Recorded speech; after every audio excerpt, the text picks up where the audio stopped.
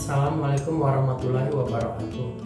Nama saya Diki Dwi Iksani, peserta Latsar CPNS Pemerintah Kota Banjarmasin tahun 2022 golongan kedua angkatan ke-7 kelompok keempat dengan nomor daftar hadir 39. Di video saya kali ini saya diberi tugas dari Dr. Insinyur Taufik Rahman, MSI, dengan judul Analisis Isu Efektivitas Kinerja Individu Berdasarkan Tupoksi. Di video kali ini saya akan mengidentifikasi masalah yang saya temukan. Ada 4 masalah yang saya temukan, yaitu yang pertama, lambatnya pelayanan pasien di loket pendaftaran puskesmas. Yang kedua, kurangnya sosialisasi terutama pemanfaatan fasilitas kesehatan di puskesmas. Yang ketiga, ada kejadian misfile dokumen rekam medis di puskesmas. Dan yang keempat, adanya penumpukan pasien mengantri di unit poliklinik. Selanjutnya, saya akan melakukan penilaian kualitas isu. Di video kali ini, saya akan menggunakan 2 metode lapisan isu dalam penilaian kualitas isu, yaitu yang pertama metode APKL dan yang kedua metode USG.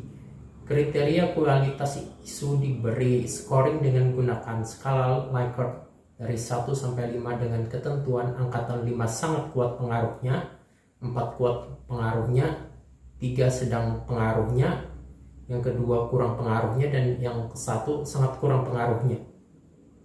Selanjutnya saya akan jelaskan penapisan isu dengan metode APKL.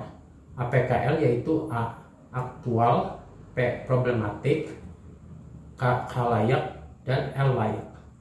Pada keempat itu yang telah saya sebutkan, isu yang pertama adalah lambatnya pelayanan pasien di loket pendaftaran puskesmas, di mana jumlah skornya adalah 20, mendapatkan prioritas yang ke-1. Selanjutnya, nomor kedua, kurangnya sosialisasi terutama pemanfaatan fasilitas kesehatan di puskesmas, di mana jumlah skornya adalah 14, mendapatkan prioritas yang kedua. Yang nomor ketiga adalah adanya kejadian misfile dokumen rekam medis di puskesmas, di mana skor totalnya adalah 13 dan mendapatkan prioritas ketiga. Dan yang keempat adalah keterlambatan pengembalian dokumen rekam medis, di mana total skornya adalah 8 dan mendapatkan prioritas yang keempat. Selanjutnya saya akan menguraikan penapisan keempat isu dengan metode USG.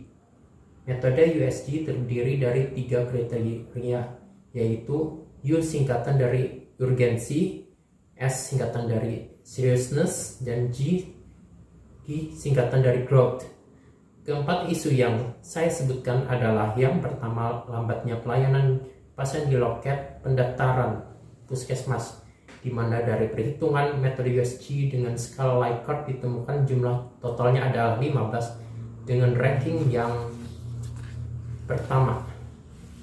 Nomor 2 adalah kurangnya sosialisasi terutama pemanfaatan fasilitas kesehatan di puskesmas, di mana perhitungan dari kriteria USG jumlah totalnya adalah 11 dengan ranking yang ketiga. Selanjutnya, nomor ketiga adalah adanya kejadian misfile dokumen rekam medis di puskesmas, di mana jumlah keseluruhan dari kriteria USG adalah 12, mendapatkan ranking yang kedua. Dan yang terakhir, yang keempat adalah keterlambatan pengambilan dokumen rekam medis, di mana jumlah total dari kriteria USG adalah 6 dan mendapatkan ranking yang keempat.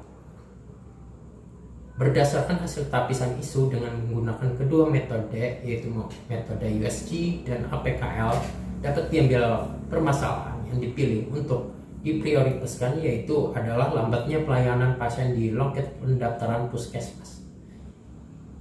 Setelah dilakukan metode tapisan isu tadi, saya akan menganalisis masalah dengan metode diagram fishbone dan metode analisis SWOT, serta saya uraikan solusi alternatif dari masalah yang muncul.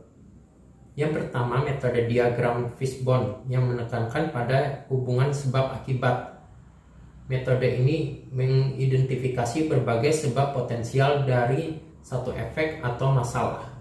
Yang kedua adalah metode analisis SWOT, di mana Metode tersebut digunakan untuk menentukan dan mengevaluasi, mengklarifikasi, dan memvalidasi perencanaan yang telah disusun sesuai dengan tujuan yang dicapai. Metode ini menekankan perlunya penilaian lingkungan eksternal dan internal. Dan yang ketiga, solusi alternatif dari masalah-masalah yang telah ditemukan. Selanjutnya saya paparkan uraian masalah yang diambil dengan menggunakan diagram fishbowl.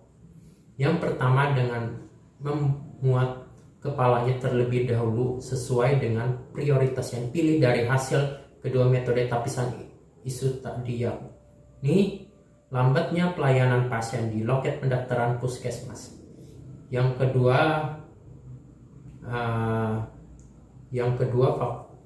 pertama, faktor manusia. Kerangka masalahnya adalah jumlah SDM yang kurang serta adanya petugas yang tidak tahu dan gagap teknologi menggunakan aplikasi e-puskesmas.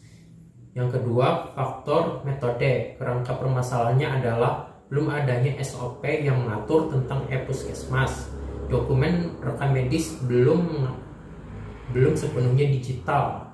Dokumen masih berupa buku dan masih ditemukan petugas yang melakukan pencatatan secara manual. Yang ketiga, faktor sarana dan prasarana.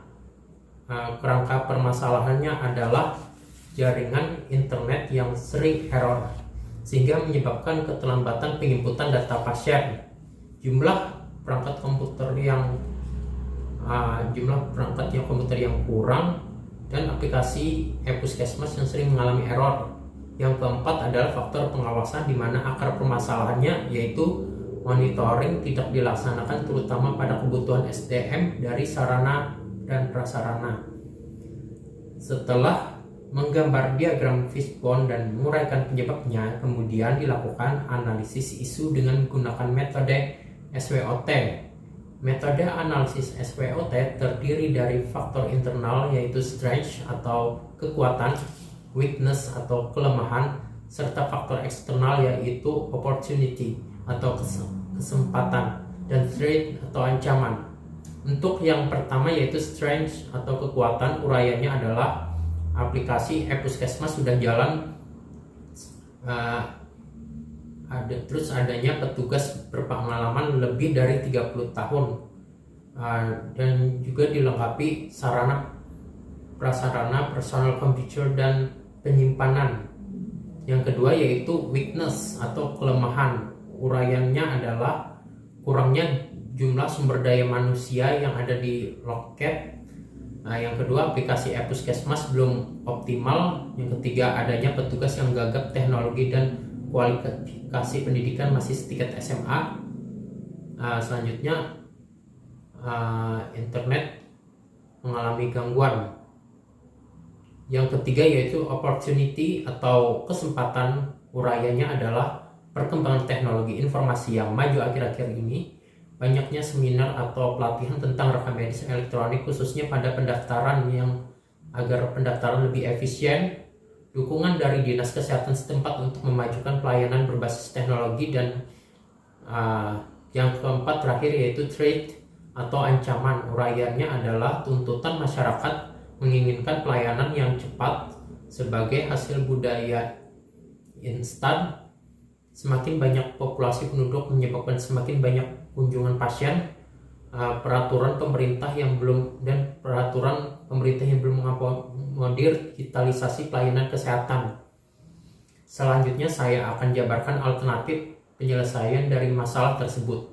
Di sini ada 5 alternatif penyelesaian alternatif. Alternatif penyelesaian pertama adalah mengoptimalkan aplikasi e-puskesmas dengan tahapan yang pertama yaitu melakukan upaya bridging aplikasi e-puskesmas terhadap BPJS lewat bekerja sama dengan dinas kesehatan setempat. Yang kedua, mendorong agar aplikasi e-puskesmas jarang error atau tidak error lagi lewat upaya kerjasama dengan pihak IT dinas kesehatan. Hasil yang diharapkan adalah aplikasi e-puskesmas bisa berjalan dengan baik, terintegrasi dengan BPJS sehingga meminimalisir waktu penginputan data pasien. Alternatif penyelesaian yang kedua yaitu pengoptimalan jaringan internet di puskesmas dengan tahapannya adalah menambah jumlah bandwidth yang diperlukan, sehingga hasil yang diharapkan adalah penginputan data pasien ke e-puskesmas bisa dilakukan dengan cepat dan stabil. Alternatif penyelesaian yang ketiga adalah digitalisasi pelayanan kesehatan yang tahapnya satu, mengadakan pelatihan terhadap SDM di unit pelayanan puskesmas Sungai Mesa untuk beradaptasi dengan rekam medis. Yang kedua, revisi SOP dengan penambahan digitalisasi pelayanan kesehatan. Hasil yang diharapkan adalah digitalisasi pelayanan kesehatan dapat berjalan dengan semestinya. Alternatif penjelasan keempat adalah penambahan jumlah SDM yang tahapannya adalah yang pertama, mengusulkan ke unit sumber daya manusia untuk merekrut tenaga kerja minimal lulusan D3 rekam medis.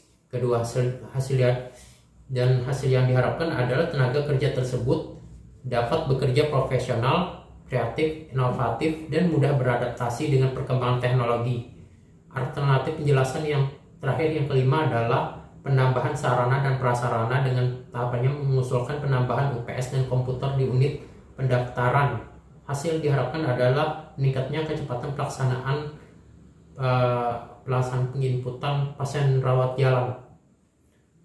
Sekian atas presentasi yang saya sampaikan yang berjudul analisis isu efektivitas kinerja individu berdasarkan tupoksi. Terima kasih sudah bersedia meluangkan waktu Anda menonton video dari saya. Wassalamualaikum warahmatullahi wabarakatuh.